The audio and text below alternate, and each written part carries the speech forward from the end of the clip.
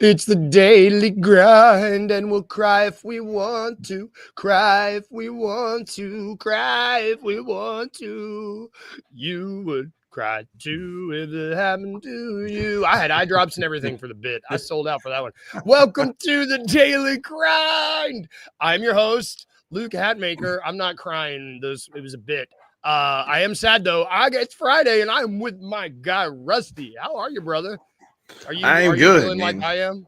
Are you like me? Yeah, I mean, all in all, good. Sad about yet another injury. This one a bit more serious, which we'll talk about here in a minute. But it's just like, this is why we can't have nice things. You know, we can't have nice things at home. Yeah, no, we can't. It's funny you say that. I almost titled the episode "Why We Can't Have Nice Things," and I was like, "That's too many episodes. That's too many letters. Can't be doing that." For those of you who aren't part of the Grizzly universe, I don't know. For those of you who don't pay attention to the news, for those of you healthy people that don't have the Grizzlies PR updates on your phone, you might not know this, but Vince Williams Jr. suffered a grade 3 ankle sprain. I am no doctor. I have barely played one on stage or screen. So I know it's not good. I'm really glad you were able to jump on this morning because I know you know what this means. I know you know the severity of it. I would just, for the good listeners at home, explain what this is. Vince.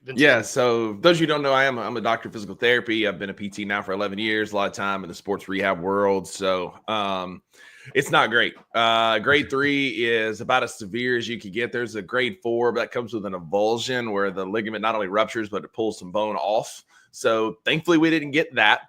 That can happen? Oh, yeah. So they called it a grade 3, which means basically that there is a ligament that runs from the long shin bone and it connects your shin bone to your foot to make it as easy as I possibly can. And it's about that big.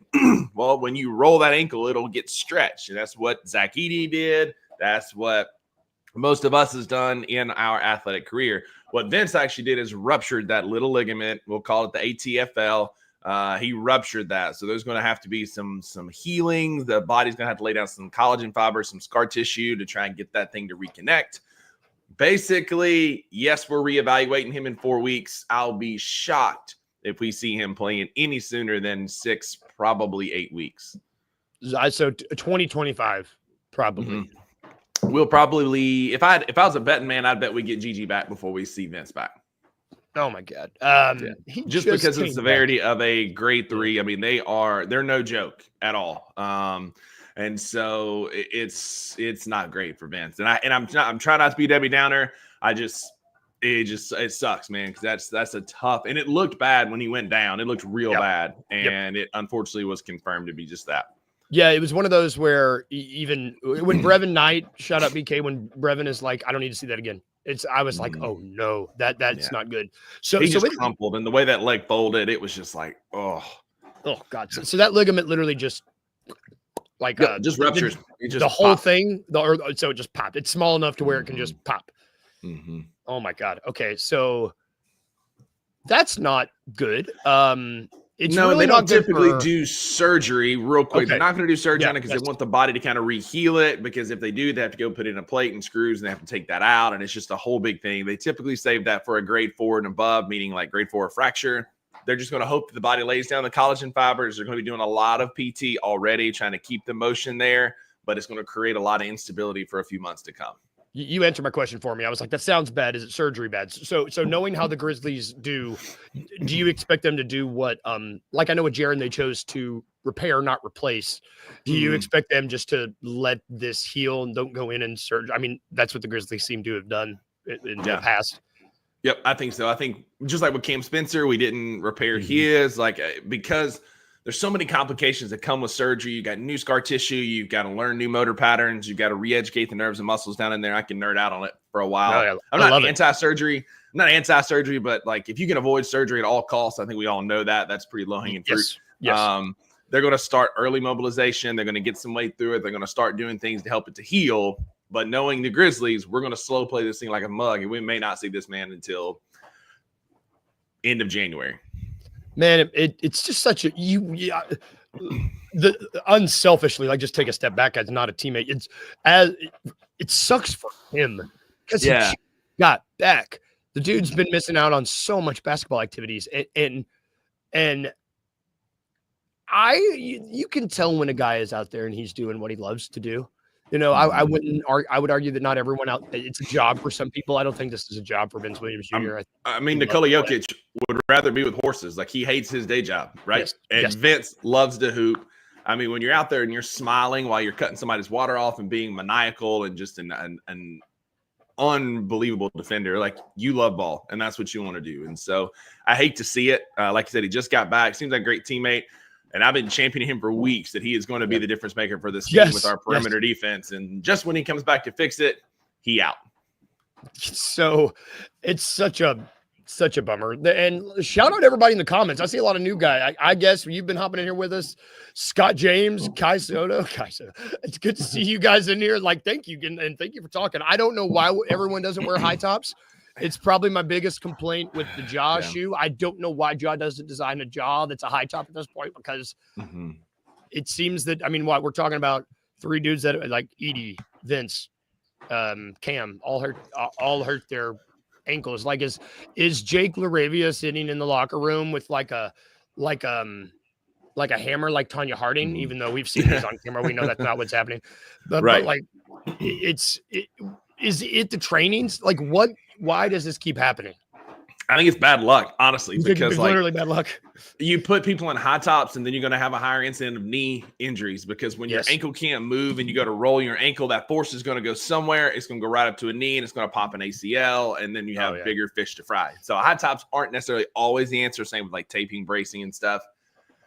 You know, I don't know. Like, it feels very flukish, like for him to come down awkwardly, Edie to come down. Like, you can train all you want, but Marcus Smart stepped on Zaire Williams' foot, right? Like, things happen.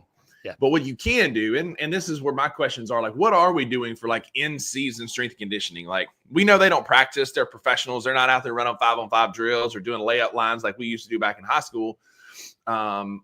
But what are we doing for strength and conditioning? Like, are we lifting weights? Are we doing functional dynamic exercises midweek to stay warm and stay loose? Are we stretching? Like, I mean, I'd be curious. They're never going to tell us, but I'd be curious what our in-season strength and conditioning program looks like. And hey, Kleiman, if you're listening, you don't have one, call me. I live in Memphis. I can come help. Yes. But like, I do exercise for a living, but like, I don't know. I'm curious, because it does feel like, yes, there are some fluke things happening, but nobody else is having these fluke things. So either we're just very unlucky and we've come up all 6s instead of 7s, or I just don't know if we're as strong. I don't know. It's like, do we need to do a special deep report, like an investigation? Because it's like you said, it doesn't appear to be happening to everyone else. And if that's something that you can fix by just stretching more, you know, like we are, you get paid to work. I am by no means a physical thing. I just know that the older that I get, stretching helps. And I just know that it helps. Like, the stretching a doctor is never going to be like, hey, you're stretching too much. Well, maybe they would, but like, if you're playing professional basketball, I don't know. Like, if you watch before a game, you know, you got guys out there with stretch bands, with TheraBands, with, you know, burn bands, like different things out there, Wad Voodoo, that are moving, flossing, getting loose, getting warm. I don't see the Grizzlies doing that a ton. And again, I'm not sitting here trying to point fingers or, you know, cast blame or whatever. It looks very different, the dynamic warm the Grizzlies are doing versus other teams. And that's where you have to be as an athlete. You're a dynamic body. You stay in motion. Like, you need to be doing things that keep you ready for those dynamic motions and high demands that basketball puts on your body. I don't know. I don't know if we're doing it. I don't know. This is really funny, Wayno. Shout out Wayno in our comments, said that if you stare in a mirror 3 times and say Zach Kleiman, someone on the roster will automatically roll an ankle. Do not test the theory. No. If you're doing it, stop it. If you're doing that at home, stop it. Stop it. There's no need. Shout out King Meeks. King Meeks is suggesting that perhaps that this is where they got their degrees from. It's just, it could be as simple as bad luck, you know. And could it be Kai Soto trying to get Kai Soto signed to the Grizz? That would be a really deep thing. I would love it. You know, if it's sometimes bad luck's just bad luck, you know, like, sure. take it from someone who paid to fix their phone on Saturday, fell in a pool on Tuesday, got a phone that was more broken to replace it the following day. Like sometimes bad luck just happens. Sometimes you're just unlucky. The Grizzlies might just be unlucky. It's weird that they're unlucky 2 years in a row. That's weird, right? It's weird. Unlike last year, though, I want to transition a little bit. I do feel like the Grizzlies are better prepared to weather specifically the Vince Williams Jr. injury this year. With one Jalen Wells. Exactly. So, and you've been on, I know you might be the biggest Jalen Wells supporter. I know personally, biggest fan. I mean, the Grizzlies play the Bulls on Saturday. Yeah, tomorrow. Yeah, Saturday. Tomorrow. And I keep seeing Jalen Wells having I mean, his impact has not lessened. He has honestly just been more. He's played more. Like, even with guys coming back, I was like, oh, he's still starting. Like, this team clearly likes him. I do feel okay weathering the storm moving forward because of Jalen Wells specifically. Yeah, I mean, it's weird that, like, even when Vince got hurt, obviously dejected, this sucks. Like, this is the worst. But the next breath was like, we might be okay because we have Vince Williams Jr. at home. Jalen Wells has been phenomenal. As soon as we drafted Jalen Wells, I hit the homework. I started watching film. I tried to read and look up everything I could about him because I'll own in the moment I was grasping for straws, trying to find something to be positive about in the draft. I was going through it. It's a rough couple of days. It was rough. It was. I own that. I've come around on Zach Edey, big Zach Edey fan now, but I was looking for things to be positive about, and I found nothing but positive about Jalen Wells, and it's getting better. He went toe-to-toe with what has been one of the better rookies the other night against Philly, and I don't know if you remember, but Jared McCain was cooking in the first quarter, getting layups, getting to the rim, getting some open shots, and then we switched Jalen Wells onto him, and it was lights out for 2 quarters. Like, Jared McCain could do nothing when Jalen Wells was on him. I'm so glad you brought that up. Because it's what you all do. I like Jared McCain. Dude's getting his big fan. Dude's getting his flowers. It's really funny when you have to listen to all the other media, all the other podcasts over the course. And it was just 24 hours, and it's like people are all like, since yesterday's show, you hear all this talk about Jared McCain. No one's talking about how Jalen Wells cut his water off the second half of the game. And they did, he finished with it. He got some buckets in the first and fourth quarter, but that second and third quarter when Wells was in his hip pocket, it was crickets. Like it was curtains for his offensive game there for a while. And it's part of being with a small market. I wanted Jared McCain. I wrote a big article for Bluff City Media about how we needed to trade back for Wendell Carter Jr. with the Magic and draft Jared McCain because that kid is just like, he's a pure shooter.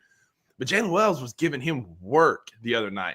Same with Ricky Council. Like, Ricky Council's a big body. And when Jalen was on him, shut him down. He slowed down Maxey. Like, yes, he's a rookie, and against superstars, he's going to look like a rookie. Bron cooked him.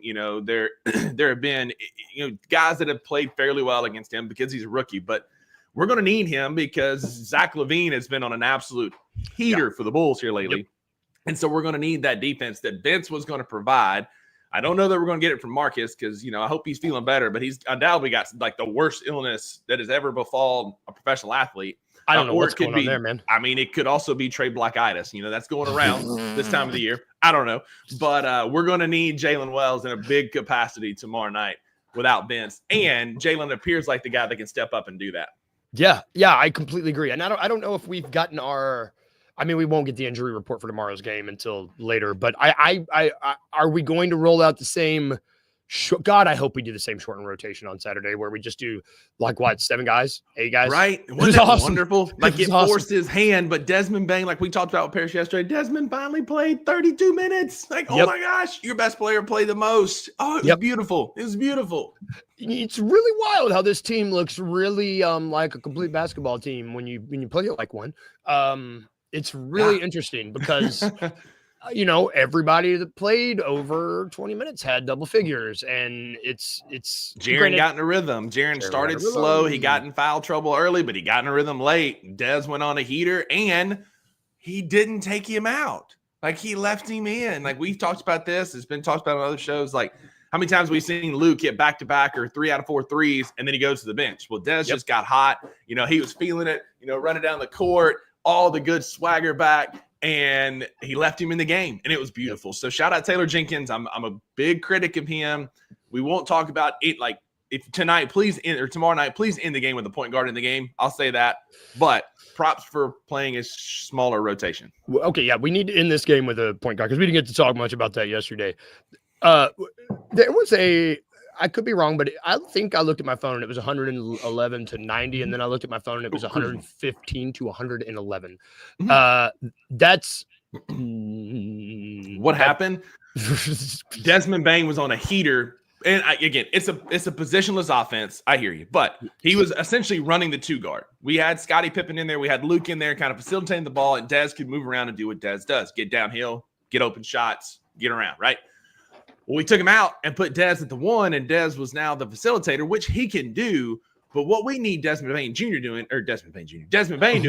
filling it up, shooting, like hooping, right? Yes. Yeah, exactly. We need him like sniping, and putting him at the 1. It felt like kind of took him out of that rhythm for a little while, and it allowed Philly to get back in the game when they shouldn't have.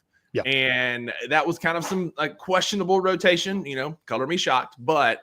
Tonight, please, if Dez is on a heater, Luke or Pip or Cam Spencer needs to be in that game running the point so that Dez can do what he does best, run around in this motion offense and find open looks. Yes, I'm very I'm going to talk about a G League two-way guy, but I'm excited that Cam Spencer's back because it gives us another option at in the front court or the back court, pardon me. Yeah. Because it's like that's what we just need, another body, because that the bench unit is finally starting to like that Santi, Jake, Luke, Jay Huff combo is starting to really gel, and they all 4 hustle. The 4 of them will, like, when Santi's the one that's hustling the least out of that 4, and that's on an off night, like, that's pretty dang good. Yeah. But getting Killa Cam as an option, just to give, like, if Scotty's tired, just to give Luke, maybe let Luke run the point for Dez. Like, I'm just excited to have another body, and I'm excited to see what that body does, if it will open Dez up more. Exactly. It's funny. We were just talking about how we need to shorten the rotation, but it's nice to have another option. You got to be careful giving Taylor Jenkins options because he'll play 29 guys if he can. But so if he plays 9 minutes, if he plays Cam Spencer 9 minutes like he did last time, I don't want to see him play any more than that. That's how rotation needs to be. You play your 7 guys, 7 guys over 20, 2 guys 15, 1 guy 9, and then I'm happy. Yeah, and that's what we're going to get. Like, you look at the championship teams, and that's what happens. Like, it shortens to like an 8, 9, 10-man rotation, and you get your best players. Hear me out. Like, I know this is a novel concept for Memphis, but your best players play the most.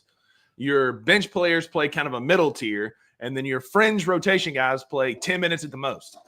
So we're living in a world right now where, unfortunately, and again, like, I'm not taking anything away from the guy because I've, again, been a big Jake LaRavia critic, but, I mean, the guy has been playing very well lately. He does all the little things well. He hustles super well. But let's be real. Like, he's still a 12th man on this roster. And there's, like, I was reading some discourse on Twitter yesterday that had me rolling. Like, so there are people think there's going to be, like, a bidding war for Jake LaRavia services this offseason where people are going to be like we might get outbid for Jake. No, that's not true. Like, he's not going to get some $32 million, $40 million contract. Like, it's not going to, like, that's not how that's going to work. No. But like we're by necessity, some of it having to play these guys more, but I'm excited for health, if that ever comes, to see that shrink to more, like I was just talking about, a normal NBA rotation. Yeah, it's so funny that if anything, Jake LaRavia has just proven he's rendered John Conchar redundant. Exactly. And John Conchar makes more money. If anything, John Conchar is out of here. Like, that's a conversation for another day. We're actually going to have that conversation one day next week because we need to talk about the Jake and what that he's rendering a lot of people on this roster obsolete.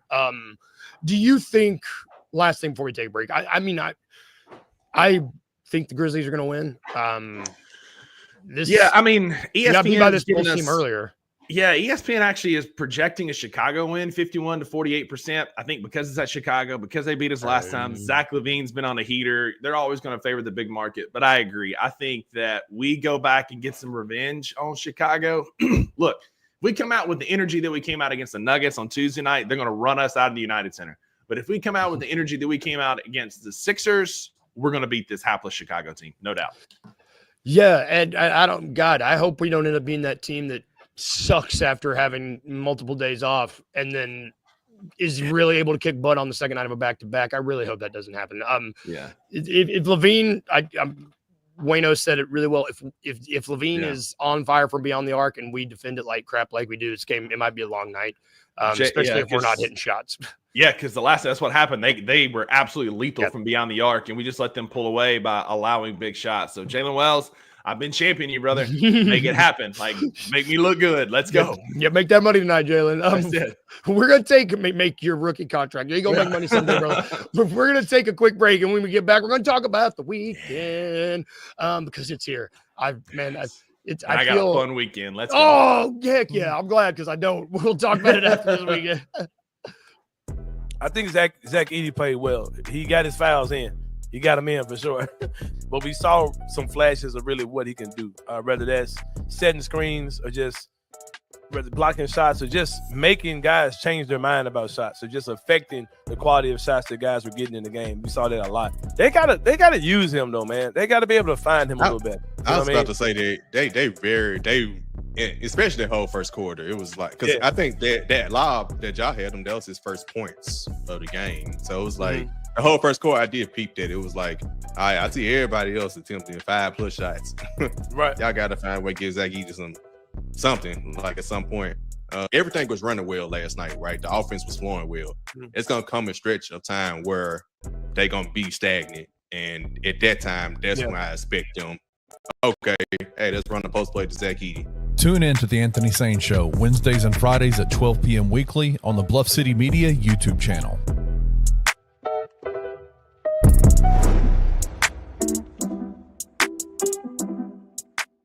This is a question I don't know if you've ever been asked. Was there anyone you ever wanted to dunk on?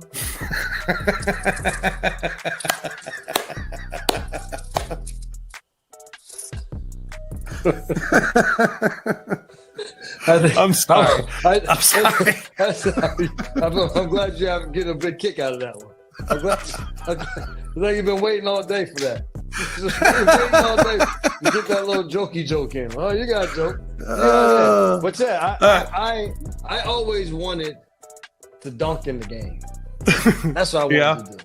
And it didn't have to be on anybody. I wanted it to be off of a missed shot, like on an offensive rebound, so that everyone's around or in the vicinity when it happened.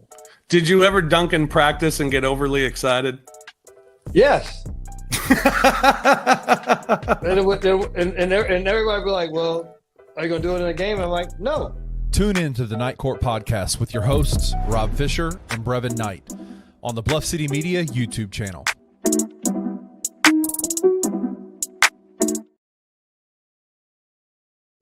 Welcome back. Is there a more likable man, more genuine dude than BK? I love that guy so much. Like it's just him going, yes. And meeting him in person the other night just really like solidified that, man. Just super nice. Treat us like he's known us forever. Good dude. Very grateful that he's like a good ambassador for our franchise for sure. It's awesome. You can check out future coach.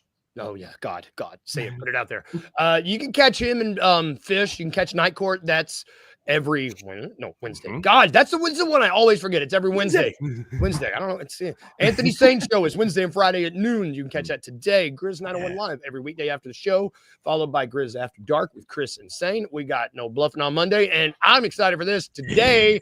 Live at 3. That's right, LIVE live. We got the $2 Sports Show. I'm so stoked, dude. I'm gonna be watching it work. I'm excited. Please spam the comments. Let's go. Be there, be square. It's gonna be a good show. We got a lot of fun stuff to talk about. We'll talk more about Vince Williams Jr. We'll talk more about the future. We got a lot of things to discuss. So be there today. It's gonna be awesome. 3:00 Central. That is so ominous. I know you didn't mean it to be. We're going to talk about the future. I'm like, oh my God, am I getting let go? Are you fired? That's really scared me. On an unrelated note, Luke, please be there with a box in hand. Damn it. This always happens. This always happens. It gets cold. Moving on. You can catch all that at bluffcitymedia.co. But back to our show. It's Friday, and man, I don't know what happened to me, but at some point I turned into, I know what happened. I got old, and now I'm like, oh, Lord, the weekend can't get here fast enough. And I'm so grateful it's here. I am Whoa, weekend outlook. We talk about what's going on. Sorry, I just jumped ahead. My weekend is going to be boring as HE double hockey sticks. Kyla and Finn are gone. They left yesterday because Thanksgiving break is next week. So Finn's out of school. Kyla works remote, so she can work anywhere. They left, so it's just, and they took the dogs with them.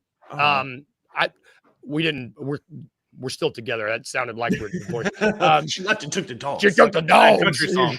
Yeah, she took the dogs. She even took out the ashtrays. And my color TV. I hate it, but I got the cats. So it's just me and the cats for a week, and it gets dark early now, and so I don't know. I might be going to bed at like 7 every night. The one good thing that I'm really excited for that I will be doing this weekend is Gladiator 2 comes out. Oh, and yeah, I'm gonna go see that. Part of my language. I'm gonna go see that shit. I love the first one. It's one of my favorites. Are you not entertained? Like one of the greatest movies. Ridley Scott's best movie. One of the best movies of all time. So many good, just like lines in that movie. Like, oh my God. Yeah, I can't wait, man. One of my favorite old guy performances when he's like, "Communists must not be made emperor." I love it. I love it. I go watch. We can do a whole Gladiator episode. Oh, absolutely. We won't. What are you doing this weekend? You said you had fun plans. Oh, big plans. So, hey, sidebar, finished Half-Blood Prince last night. Oh my gosh, I'm pissed. Like, Snape is the worst. Dumbledore is gone. I was like in mourning for like 10 minutes last night. Just like, this is the freaking worst. Like, I hate this movie. And like, we had just had a conversation about how we like Snape. And I'm like, we do not like Snape. Like, he's a bum. He abracadabra and sent Dumbledore off into the oblivion. He's a bum. Get him out of here. The bum. Snape is a bum is the best thing I've ever heard. Get out of here.